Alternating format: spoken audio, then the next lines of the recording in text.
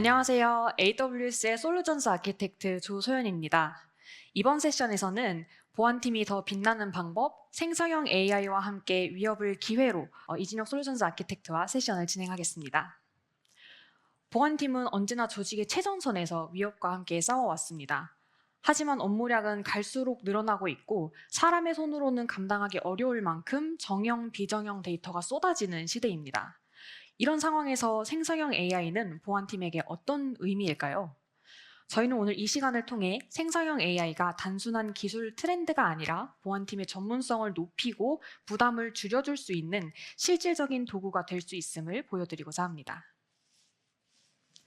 이미 발표에서는 보안팀 관점에서 생성형 AI를 어떻게 받아들여야 할지, 구체적인 유즈 케이스는 무엇이 있을지 데모를 통해 살펴보겠습니다. 생성형 AI는 기술 트렌드를 넘어서 이제는 비즈니스의 중요한 요소로 자리를 잡았는데요. 누구나 생성형 AI를 이용해서 쉽게 애플리케이션을 만들고 비즈니스 혁신을 추구합니다.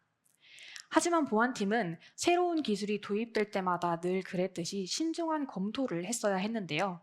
하지만 이제는 생성형 AI가 뉴 노멀이라는 것을 받아들여야 하는데요. 평가자가 아닌 사용자의 입장에서 어떻게 하면 안전하고 효과적으로 활용할 수 있을지 고민이 필요한 시점입니다. AI를 막는 것이 아니라 보안의 언어로 해석을 해서 일상적인 보안 업무를 빠르고 정확하게 수행할 도구로 받아들이는 전환이 필요합니다. 그 전환의 출발점에서 어떤 아이디어가 있을지 살펴보겠습니다. 지금 보시는 이 장표는 생성형 AI가 보안에 어떻게 적용될 수 있는지 4가지 영역으로 나눠 보여주고 있습니다. 단순히 역할의 구분이 아니라 보안팀의 사고 방식이 어떻게 전환되고 있는지 반영한 프레임워크이기도 합니다. 가로축의 한쪽은 반복 작업의 자동화이고 다른 하나는 보안 전문가의 역량 강화입니다. 플레이북 작성이나 알림 상관 분석, 탐지 규칙 템플릿 생성, 패치 및 구성 추천 등 시간과 자원이 많이 드는 작업을 자동화할 수도 있고요. 위협 인텔리전스를 요약하거나 행위 기반의 위협 모델링, 사고 대응 보고서 작성 등 단순 반복이 아니라 판단이나 분석이 필요한 영역에서도 전문가의 사고를 뒷받침할 수 있습니다. 결국 생성형 AI는 프로액티브하고 리액티브한 보안 모두에 활용될 수 있음을 보여줍니다. 조금 더 들어가 보면 구체적인 아이디어들이 보이기 시작하는데요. 예를 들어 사고 대응 분석 및 자동화, 컴플라이언스 보고서 작성, 진단 코드 생성 또는 허니팟 데이터를 활용한 행위 분석 같은 것들이 대표적입니다. 특히 사고 대응과 관련한 영역에서는 다양한 시스템에서 발생하는 알림을 빠르게 분석하고 적절한 대응 단계를 도출하는 데 시간이 많이 소요되는데 이때 생성형 AI가 요약, 인사이트 도출, 다음 단계 제시까지 도와줄 수 있습니다. 이는 단순히 시간이 절약되는 수준을 넘어 사고 대응의 품질을 끌어올리는 데도 영향을 줍니다. 이런 유즈 케이스들은 결국 한 가지의 목적을 향합니다. 보안팀이 반복적이고 소모적인 작업에 시간을 쓰기보다 더 전략적이고 의미 있는 활동에 집중할 수 있도록 돕는 것입니다. 보안 전문가가 더 전문가다운 일을 할 수 있도록 환경을 만들어주는 것이지요. 이제부터는 데모를 통해서 구체적으로 AI를 어떻게 활용할지, 개선해야 할 점이나 그럼에도 불구하고 사람이 반드시 검수해야 할 영역이 어디인지를 살펴보겠습니다. 첫 번째 예시입니다. 첫 번째 구체적인 예시는 사고 대응을 위한 생성형 AI입니다. 사고 대응 담당자는 보안 경보가 발생하면 다양한 데이터 소스, 예를 들면 심에서 정보를 수집하고 데이터 쿼리하고 연관 분석을 통해 원인도 밝혀야 하고 대응 조치를 취해야 합니다. 이 과정에서 많은 시간을 소모하는 것이 바로 쿼리 언어입니다. 도구마다 문법이 다르고 그때그때 일일이 찾아보는 건 시간이 소요되는 작업입니다. 이때 자연어 쿼리 어시스턴트를 활용하면 단순한 질문, 예를 들어 최근 1시간 내에 로그인 실패가 많은 계정은 같은 질문만으로 자동으로 쿼리를 생성하고 결과를 보여주고 요약까지 할 수 있습니다. 누군가는 이거 사람이 충분히 할 수 있는 일이라고 생각이 되실 거예요. 왜 굳이 AI를 써야 할까요? AI를 이용해서 전반적인 요약을 먼저 보고 디테일을 사람이 살펴보는 것은 생각보다 업무 범위를 이해하고 빠르게 몰입할 수 있도록 도와줍니다. 웜업 시간을 크게 단축시켜 줄 수 있는 것이죠. 그럼 이런 솔루션을 어떻게 구현할 수 있을까요? AWS에서는 다양한 레벨의 생성형 AI 기능을 제공합니다. 세이지메이커 기반으로 노트북 환경을 구성하고 아마존 베드락을 통해 다양한 파운데이션 모델을 호출하며 아마존 Q를 이용해서 정말 쉽게 AWS 서비스와 연동할 수 있습니다. 즉, 보안팀이 직접 모델을 학습하거나 튜닝하지 않아도 빠르게 적용 가능한 서비스가 마련되어 있는 셈입니다. 첫 번째 데모는 주피터 노트북 기반의 아키텍처입니다. 구조는 간단한데요. 세이지메이커라는 AWS 서비스를 통해 노트북 환경을 구성하고 이 위에서 코드를 실행할 것입니다. 노트북을 사용하는 이유는 코드 쉘 단위로 실행 결과를 확인할 수 있어서 단계별 확인에 유리하기 때문입니다. 코드는 파이썬 기반으로 작성되었고 보토3 라이브러리를 통해 리소스와 상호작용을 할 내용입니다. 또 이번 데모에서는 시큐리티 허브에서 보안 경고, 파인딩스를 수집합니다. 그 다음 이 데이터를 베드락 기반의 모델에게 전달해 직관적이고 이해하기 쉬운 형태로 요약 및 분석을 하고요. 이 과정 덕분에 보안 담당자는 방대한 데이터를 일일이 확인하지 않아도 빠르게 상황 파악이 가능합니다. 이때 시스템 프롬프트에 저는 보안 태세를 개선하려는 엔지니어입니다 라고 명시를 해둡니다. 이 시스템 프롬프트의 역할을 명시적으로 부여할 경우 일관된 태도와 말투를 유지하고 범위에서 벗어나는 배경 설명을 줄일 수 있습니다. 필요한 경우에는 마크다운이나 표를 사용하라고 지정해 줄 수도 있습니다. 이때 프롬프트 캐싱을 통해서 캐싱하지 않은 토큰 대비 대략 90%가량의 비용 절감을 하실 수도 있습니다. 프롬프트 캐싱은요, 응답 연산 결과를 저장하기 때문에 인풋이 조금이라도 달라지면 쓸 수 없다는 특징이 있는데요. 시스템 프롬프트처럼 고정되어 있고 요청의 앞단에 위치하는 경우 효과를 볼 수 있습니다. 또 한 가지 중요한 포인트는 생성형 모델을 사용할 때 이 응답이 항상 일관성이 있는가에 대한 고민이 필요하다는 것입니다. 이번 데모에서는 템퍼러처 값을 0으로 설정했는데요. 이는 응답을 더 예측 가능하게 만들고 사고 대응 같은 민감한 상황에서 불필요한 무작위성을 방지하는 데 효과적입니다. 템퍼러처 값을 높이게 되면은 창의적이거나 예측하기 어려운 응답이 나올 수 있는데 이는 유즈 케이스에 적절하지 않을 수 있습니다. 결국 핵심은 언어 모델은 본질적으로 비결정적이라는 것인데요. 같은 코드를 입력해도 같은 입력을 주어도 항상 동일한 결과를 보장하지는 않습니다.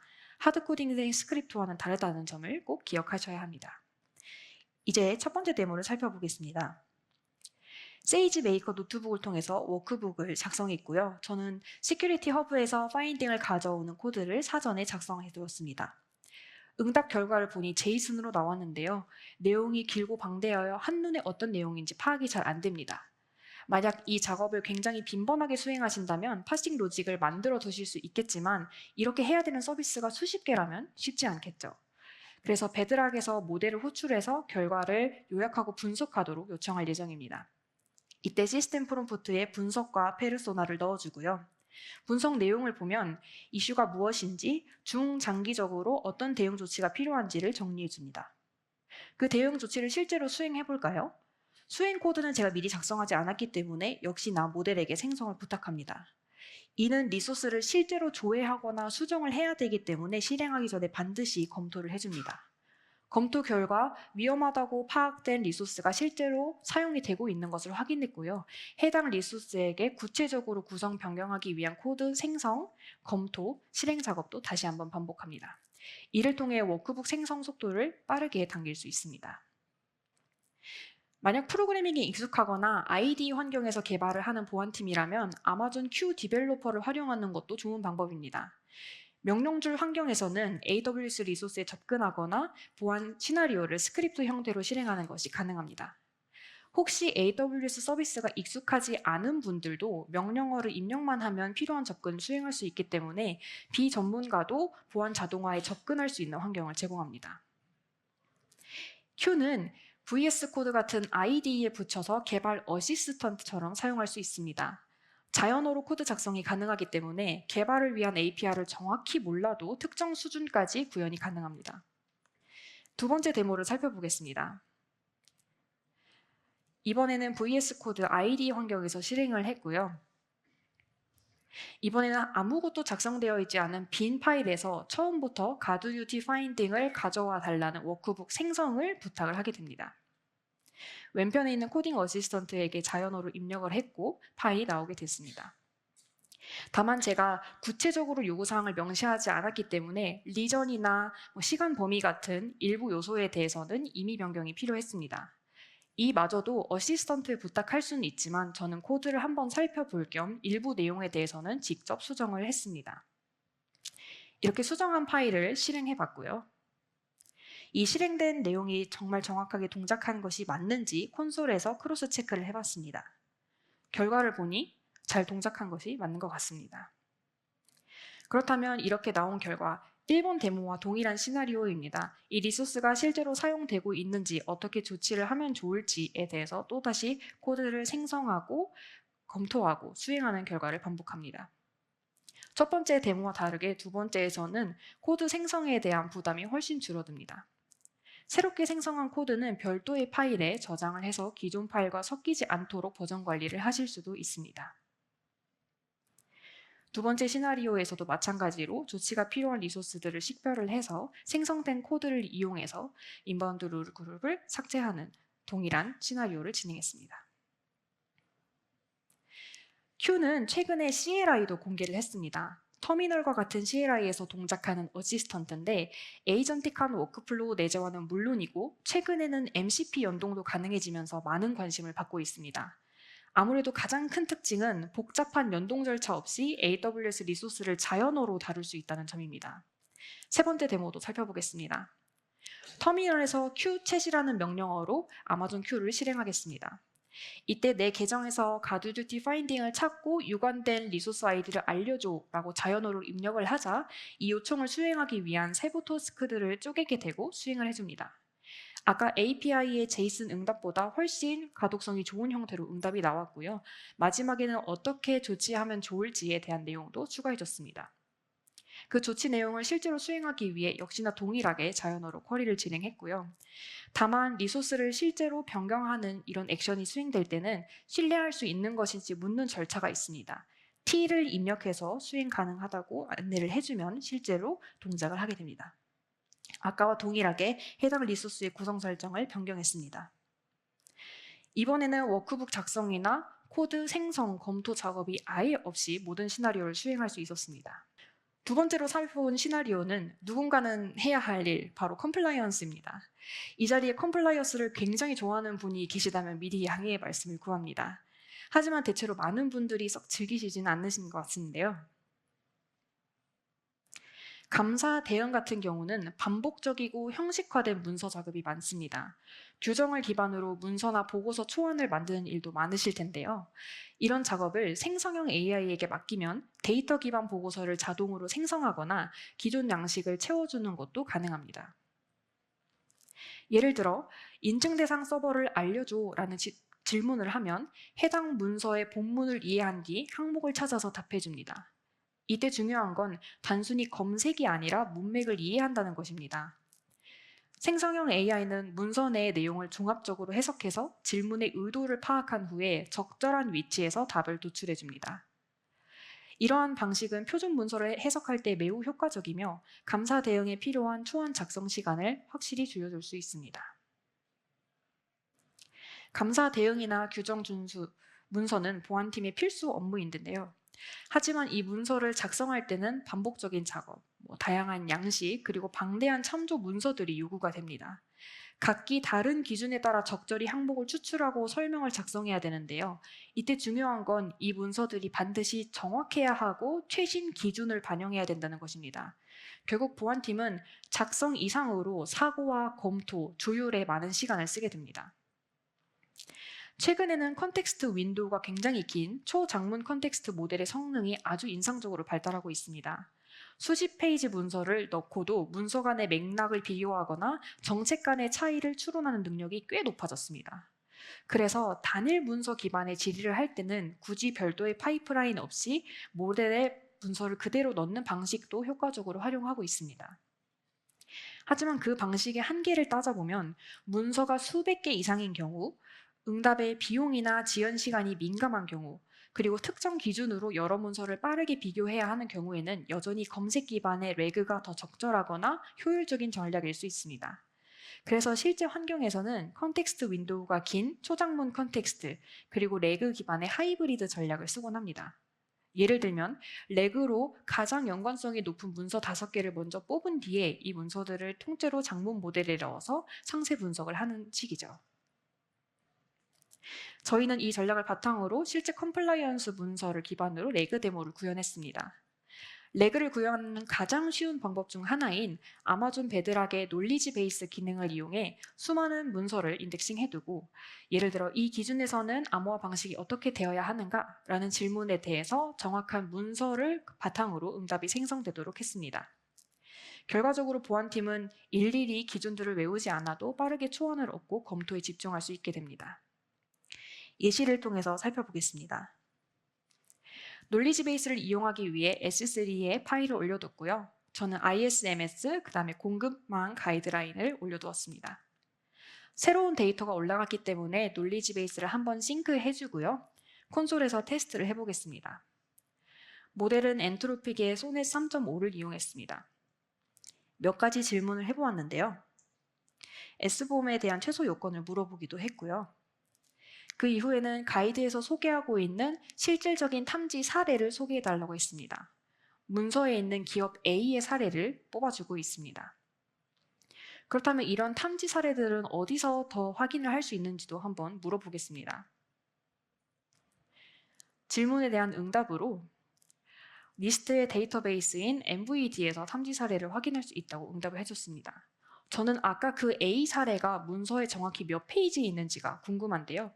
그렇게 질문을 해보니 57페이지에 있다고 대답을 해줬습니다. 그럼 이 답변 근거가 되는 소스 청크에서 원문을 확인해 보겠습니다. 원문의 페이지 넘버에는 8페이지를 참조했다고 되어 있는데요. 응답인 57페이지와 다르죠. 이게 어떻게 된 내용인지 실제로 문서를 열어서 한번 확인을 해보겠습니다. S3로 이동을 해서 공급망 보안 가이드라인 8페이지를 열어보니 목차 페이지였습니다. 이 목차 페이지에서 탐지 사례가 57페이지에 있다고 하고 57페이지를 열어보면 실제 A 사례가 있었습니다.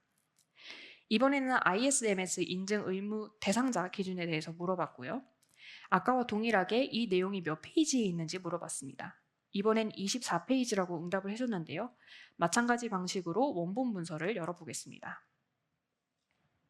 원본 문서 24페이지에는 의무 대상자에 대한 안내가 정확하게 나와 있었습니다. 지금까지 살펴본 것처럼 레그는 문서 기반의 질의응답 시나리오에서 굉장히 유용한 방식입니다. 하지만 중요한 점은 레그를 구성했다고 해서 자동으로 높은 성능이 보장되지는 않는다는 것인데요. 예를 들어서 정확한 신뢰도와 정확도를 확보하려면 문서를 어떻게 나눌지 같은 청킹 전략이나 어떤 방식으로 시밀러리티를 계산할 것인지, 그리고 요약만 보여줄지 전체 노출을 다 할지 어떤 전략을 쓸지 같은 고급 기법을 끊임없이 실험하고 조정을 해야 합니다. 또한 최신성 확보를 위해서는 단순히 문서를 업로드하는 것만으로는 부족하고 문서가 갱신될 때마다 인베딩 재처리, 인덱싱 갱신 등이 필요합니다. 방금 제가 사용했던 베드락의 놀리지 베이스는 이러한 작업을 매우 빠르게 시작할 수 있다는 장점이 있지만 일부 세밀한 제어, 예를 들면 문서별로 청킹 전략을 다르게 하거나 세분화된 랭킹 파라미터 조절을 할 때는 제약이 있을 수 있습니다. 따라서 이런 전략을 추천드립니다. 빠른 프로토타입이 필요하실 때는 베드락의 놀리지 베이스 같은 관리형 레그 서비스를 활용하시고, 장기적으로 정확도, 최신성, 응답 품질을 높이려면 커스텀한 레그 파이프라인으로 확장해 나가시기를 바랍니다. 여기까지 두 번째 데모를 소개해드렸고요. 세 번째 예시부터는 이진혁 SA님께서 소개해 주시겠습니다. 네, 안녕하세요. AWS 솔루션즈 아키텍트 이진혁입니다. 이번 예제에서는 생성형 AI를 다른 AWS와 함께 활용하는 방안에 대해서 말씀드리도록 하겠습니다.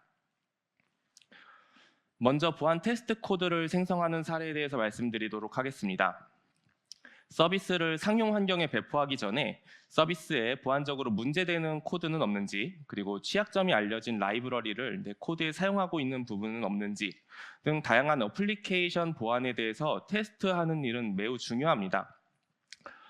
이런 작업을 하기 위해서 이제 보안 분석가나 이제 테스터들은 필수적으로 아마 그 자동화된 스크립트 같은 것들을 작성을 했었을 텐데요.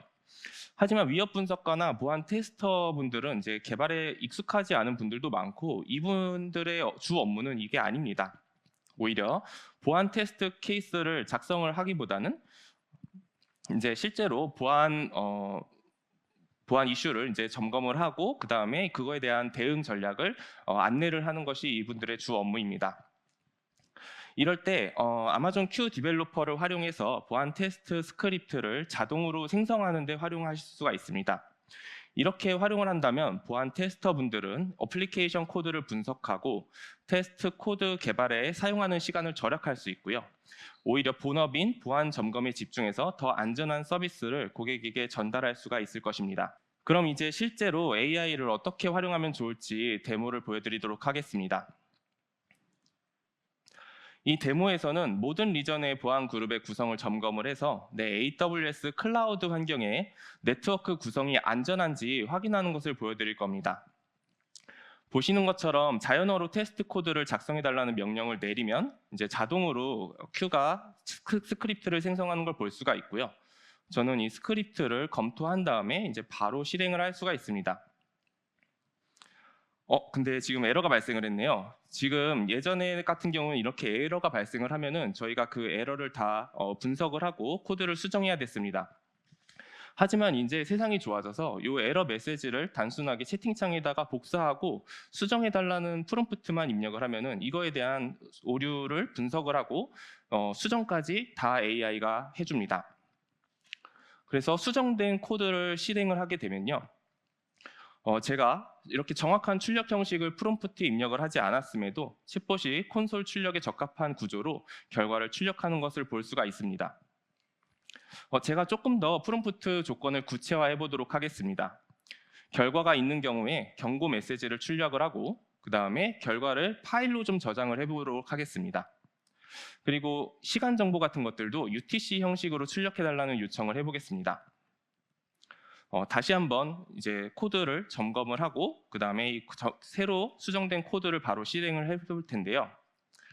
다시 점검을 실행하면 아까처럼 점검이 잘 수행이 되고 아까와는 다르게 파일이 하나 생성된 것을 볼 수가 있습니다. 그래서 이 결과 파일을 한번 볼 텐데요. 제가 CSV 파일로 하나 만들어 달라고 했는데 지금 그 결과가 CSV 파일 형식에 맞게 잘 나온 것도 볼 수가 있고요. 아까 콘솔에 출력됐던 것도 텍스트 파일로 만들어 달라고 하니까 이제 콘솔에 출력된 내용도 잘 표시가 됐고 경고 메시지도 잘 출력이 된 걸 볼 수가 있었습니다. 네, 이제 보안 점검을 했다면은 탐지된 항목을 수정하는 작업이 필요하겠죠. 이번 데모에서는 앞서 발견한 안전하지 않은 보안 그룹 설정을 AI 도움을 받아서 수정하는 과정을 좀 보여드리도록 하겠습니다. 네, 먼저 현재 환경을 한번 살펴볼 텐데요. 지금 보안 그룹 설정이 22번 포트가 모든 IP 대역에 대해서 열려 있는 걸 볼 수가 있습니다. 그래서 저는 간단한 수도 코드를 포함해서 구체적인 프롬프트를 입력을 했습니다. 이 프롬프트는 모든 리전을 스캔을 해서 베스천 보안 그룹의 설정 상태를 점검하는 점검 코드를 작성을 하는 겁니다. 제가 이 예시에서 좀 강조하고 싶은 부분이 있는데요. 이렇게 아키텍처적으로 변경이 필요한 부분은 사용자의 검토와 승인이 반드시 필요하다는 겁니다.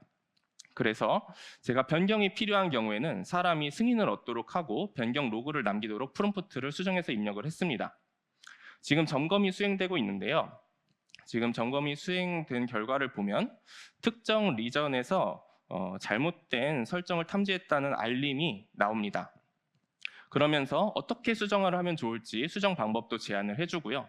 수정을 진행할 것인지 저에게 물어봅니다. 그래서 저는 yes를 입력하겠습니다. 나머지 점검이 다 끝나고 지금 콘솔에서 수정된 항목을 한번 보겠습니다. 아까는 22번 포트에 대해서 모든 IP 대역을 허용하고 있었는데요. 이번에는 특정 시큐리티 그룹에 대해서만 허용을 하고 있는 걸 볼 수가 있습니다. 그리고 그 특정 시큐리티 그룹을 확인을 해보니까 베스천 호스트가 있는 시큐리티 그룹임을 확인할 수 있었습니다. 그리고 변경 로그도 제가 한번 출력을 해달라고 했는데요. 아까 점검을 했었던 그 점검 결과와 함께 어떻게 변경이 이루어졌는지 그 변경 로그 또한 잘 생성이 된 걸 확인할 수 있습니다. 이번에는 프롬프트를 좀 먼저 보겠습니다. 처음에는 이제 단순하게 아마존 인스펙터에서 제가 EC2, 람다, ECR에 대한 취약점을 점검해 달라고 프롬프트를 입력을 했었습니다. 근데 결과를 제가 제대로 얻지는 못했어요. 그래서 이유를 파악을 해보니까 제가 아마존 인스펙터의 API 버전을 명시를 하지 않았더라고요. 그래서 AI가 아마존 인스펙터의 클래식 API를 사용하라는 것으로 잘못 이해를 했고 결과가 제대로 안 나왔습니다. 그래서 보시는 것처럼 정확하게 제가 아마존 인스펙터 API 버전까지 명시를 했더니 그때는 원하는 결과를 얻을 수가 있었습니다. 추가로 저는 이 결과를 CSV 파일로 저장하고 싶었습니다. 그래서 다음과 같이 프롬프트를 추가했습니다. 그리고 결과 리포트의 출력 형식을 예외 케이스까지 포함해서 자세하게 입력을 했습니다. 네, 이번 데모에서는 앞서 살펴본 프롬프트를 아마존 인스펙터를 활용해서 탐지한 취약점의 결과를 이용해서 아마존 Q 디벨로퍼로 실무에서 활용하시기 쉬운 형태의 파일로 출력하는 과정을 보여드리겠습니다. 네, 먼저 프롬프트에 리포트 출력 형식 등을 지정하도록 입력을 했고요. 지금 열심히 코드를 생성해 준 걸 한번 검토를 하고 이렇게 생성된 코드를 이용해서 점검을 한번 실행을 해보겠습니다. 네, 빠르게 점검이 진행이 됐는데요. 이렇게 점검이 완료된 다음에 리포트가 생성된 걸 볼 수가 있습니다. 그래서 생성된 리포트를 한번 확인해 볼 텐데 지금 중간에 IR에 보시면은 모든 항목이 NA로 표시가 된 걸 볼 수가 있습니다. 제가 이 IR에 CVE ID를 표시해 달라고 했었는데요. 그 CVE ID가 제대로 표시가 되지 않았네요. 그래서 제가 이제 그 Q한테 다시 한번 요청을 했습니다. CVE ID가 제대로 표시되지 않았으니까 다시 한번 표시를 해달라고 하니까 다시 한번 코드를 수정해가지고 점검을 진행을 했습니다. 그래서 다시 한번 이제 수정된 결과를 보면은 이번에는 CVE ID가 잘 포함된 것을 볼 수가 있습니다. 여기서 조금 더 확대해서 보면은 다른 값들도 정확하게 포함이 되어 있는 것을 볼 수가 있었습니다. 다음에는 보안팀에게 자주 묻는 질문들을 AI가 답변해 줄 수 있도록 활용하는 방법을 소개해 드리겠습니다. 앞의 사례에서는 보안 점검자의 관점에서 AI를 활용하는 방법을 말씀을 드렸는데요. 이번에는 개발자의 관점에서 한번 알아보겠습니다. 저도 이전 직장에서 개발을 했었는데 개발자의 주 업무는 어플리케이션이나 서비스를 개발하는 일입니다. 하지만 개발을 하다 보면 사내의 여러 가지 보안 정책에 맞도록 서비스를 잘 개발하고 있는지 확인이 필요할 때가 있습니다. 운이 좋게도 제가 전에 개발자였을 때는 보안 솔루션을 개발하는 조직에 있었어요. 그래서 사내의 보안 정책을 쉽게 동료들에게 물어보고 답변을 얻을 수가 있었습니다. 하지만 아마 여기 계신 이제 많은 대부분의 개발자분들은 매번 그렇게 보안 정책을 다른 분께 확인하기는 어려울 것입니다. 이때 개발자가 궁금한 보안 정책을 직접 찾고 요약할 수 있는 챗봇이 있다면 얼마나 좋을까요? 그러면 개발자는 보안팀에게 직접 질문을 하고 답변을 기다릴 필요가 없겠죠. 그리고 보안팀도 반복되는 단순 보안 정책에 대해서 답변하는 시간을 줄여서 서로 윈윈할 수 있을 겁니다. 네, 앞에서 소연님이 아마존 베드락을 이용해서 레그를 구축하는 방법이 굉장히 쉽다고 말씀을 해주셨는데요. 사실 보안팀에서 이런 보안 정책 챗봇을 만들기 위해서 레그 아키텍처를 직접 구성하는 일은 그래도 쉽지 않은 일일 겁니다. 물론 베드락을 이용하면 조금 더 커스터마이징 환경을 만들 수가 있지만 지금은 조금 더 쉬운 방법을 제가 소개해 드리도록 하겠습니다. 아마존 Q 비즈니스를 이용하는 것인데요. 이렇게 아마존 Q 비즈니스를 활용하면 아주 쉽게 레그 구성을 할 수가 있습니다. 지금 왼쪽 보시면은 그 보안 정책 문서를 아마존 S3와 같은 스토리지나 혹은 DB 같은 데다 저장을 해놓고 오른쪽에 있는 그 Q 비즈니스에서 제공하는 리트리버를 통해서 불러오면 사용자가 웹에서 자연어로 질문하고 답을 받을 수 있는 챗봇으로 쉽게 구성이 가능합니다. 여기서 만약에 VPC 프라이빗 링크까지 활용한다면 제 AWS 계정에서 아마존 Q 비즈니스 서비스 어카운트로 데이터를 안전하게 이동을 시킬 수도 있고요. 그리고 아이덴티티 센터나 사물 연동을 통해서 허용된 정책 문서만 검색할 수 있도록 권한을 제한할 수도 있습니다. 결과적으로 이 구조는 복잡한 인프라 구성과 개발 과정 없이 큐 비즈니스를 기반으로 매우 쉽고 안전한 그 내부 정보 검색 시스템을 구축할 수 있게 해줍니다. 한번 데모를 보겠습니다. 우선 로그인 해야 되겠고요. MFA는 다 설정을 해놓은 걸로 제가 이해를 하겠습니다. 첫 번째로 비밀번호 정책에 대해서 한번 물어보겠습니다. 비밀번호 정책을 물어보니까 아마존 Q가 비밀번호 정책과 관련된 문서를 찾아서 답변합니다. 여기 보시면 답변의 출처도 함께 제공을 하는데요. 사용자는 이 출처를 이용해서 정책을 직접 확인할 수가 있어서 답변에 대한 신뢰성도 확보할 수 있습니다. 이어서 5자리 비밀번호가 사용한지도 물어봤을 때 일관된 답변을 주는 걸 볼 수가 있습니다. 다음에는 데이터베이스 비밀번호를 어떻게 저장하는지 한번 물어보겠습니다. 일부러 제가 앞에서 물어본 비밀번호랑 착각할 수 있도록 비밀번호라는 단어를 다시 사용해서 물어봤는데요. Q 비즈니스는 앞서 질문과 이번 질문에서 비밀번호가 서로 다른 것을 의미한다는 것을 알아서 깨닫고 DB 보안 정책을 정확하게 찾아 안내하는 것을 볼 수가 있습니다. 이번에는 제가 찾는 정책이 여러 문서의 내용이 걸쳐 있을 때는 어떻게 되는지를 한번 보겠습니다. 사용 가능한 암호화 프로토콜을 한번 물어볼 텐데요. 관련된 2개의 정책 문서를 함께 참조해서 Q가 답변하는 것을 볼 수가 있습니다. 마지막으로 DES 알고리즘이 사용 가능한지 한번 확인을 해보겠습니다. 정책 문서에서는 DES 알고리즘에 대한 언급이 없고 AES를 사용해야 된다고만 안내가 되어 있는데요. Q 비즈니스는 이 부분을 정확하게 캐치를 하고 DES는 사용할 수 없다고 안내를 합니다. 네, 마지막으로 해커의 공격을 일부러 유도해서 보안 분석에 활용하는 예시를 좀 말씀드리도록 하겠습니다. 사실 이 주제에는 리스크가 조금 있기 때문에 상용 환경에서 사용하는 것을 사실 권장을 드리고 싶지는 않습니다. 하지만 저희가 해커의 공격 패턴을 이해하고 잠재적인 보안 리스크에 대해서 대응을 하기 위한 블루팀과 같은 곳에서는 제한적인 환경을 만들어서 테스트를 해볼 수 있을 것 같습니다. 아마 보안 쪽에 계신 분들은 허니팟이라는 개념에 친숙하실 텐데요. 생성형 AI를 이용하면 그럴듯한 가짜 정보를 생성할 수 있다는 점에서 이 활용 사례를 착안했습니다.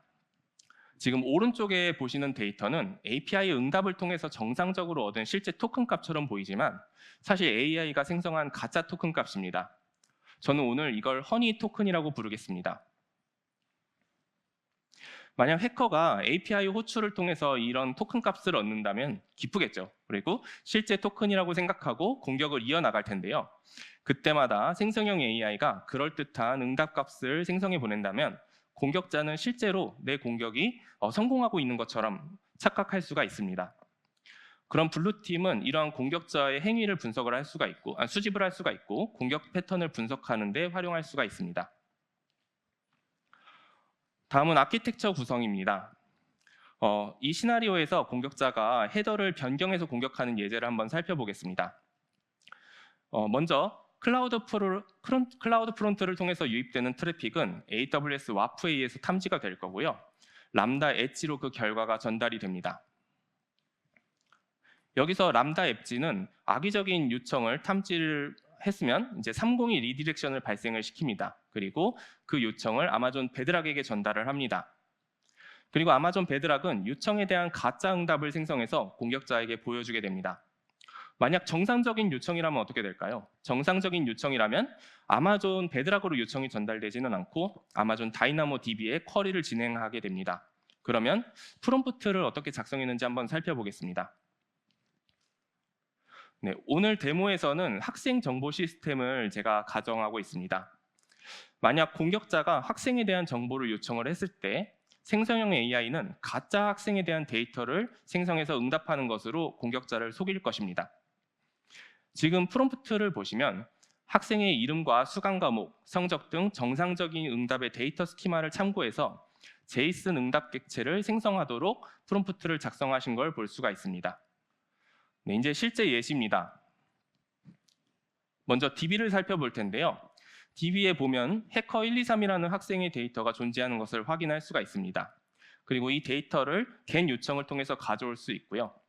지금 코드 같은 경우를 보시면은 실제 존재하지 않는 학생의 아이디인 경우에는 아마존 베드락으로 요청을 전달하도록 코드를 작성을 했습니다. 처음엔 실제로 존재하는 학생의 아이디인 해커123을 입력해서 정상적인 데이터 조회가 가능한 것을 볼 수가 있는데요. 이제 다음번으로 그 실제로 존재하는 학생의 아이디가 아닌 바비 테이블스라고 하는 각자 학생의 데이터를 공격자가 요청해보는 시나리오를 가정해 보겠습니다. 이렇게 바비 테이블스라고 하는 데이터는 DB에 없기 때문에 사실 에러가 발생을 하거나 아무 값도 나오지 않아야 됩니다. 하지만 보시는 것처럼 진짜 그럴듯한 가짜 데이터가 생성된 걸 볼 수가 있습니다. 이렇게 생성형 AI를 이용하면 공격자를 착각하게 만들 수가 있다는 걸 말씀드리고 싶습니다. 네, 이전에는 람다 함수를 통해서 정적인 응답을 빠르게 변환하는 구조였다면 이번 예제에서는 요청이 들어오는 시점에 동적으로 환경을 생성하고 대응하는 구조를 다뤄보겠습니다. 간단하게 아키텍처 구성을 말씀을 드리면 공격자로부터 요청이 들어왔을 때 람다 함수가 호출이 되고요. 실시간으로 환경을 구성해 트래픽을 분석 환경으로 라우팅을 할 수 있도록 구조를 만들었습니다. 네.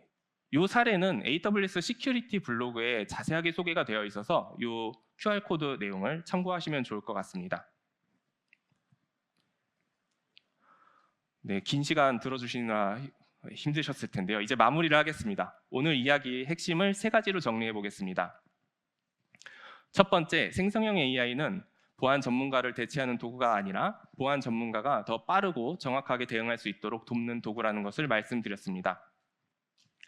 둘째, AWS 기존 아키텍처와 보안 통제 기능을 활용한다면 AI도 신뢰할 수 있는 방식으로 안전하게 적용할 수 있다는 것을 데모와 함께 확인해 보셨을 것이라고 생각합니다.